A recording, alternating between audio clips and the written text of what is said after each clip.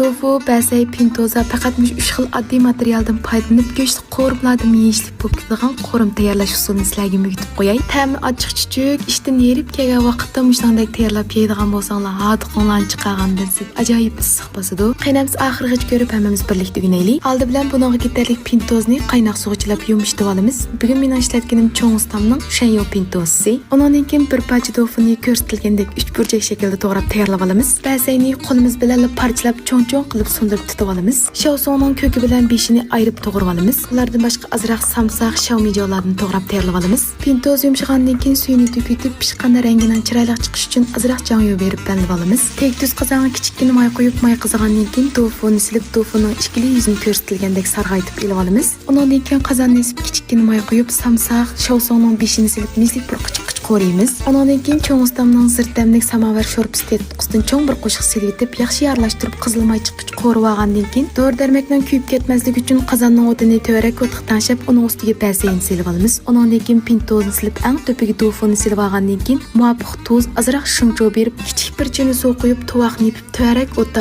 10 minut atrofida qaynatish uchun qo'yib qo'yamiz. Endi men qo'rimni, men qozonni qo'rg'inimni ko'rib, cho'qim shunday kichik shago bo'lmasa qo'rg'il bo'lmaydigan o'xshaydi deb o'ylab qolmanglar, do'stlar. Uydagi odatdagi qozonlarni qo'rib asanglar o'xshash bo'laverdi ujumi. Oxirida azroq shaosong, shaumijolarni sepib bezib olgandan keyin dasturxonga olib chiqsak tayyor bo'ldi. Buni mayli bolalar bo'lsin, cho'nglar bo'lsin, hammasi yaxshi ko'rib yeydi. Sizlar oilada bir sinab yiqinglar. Xayr xo'sh.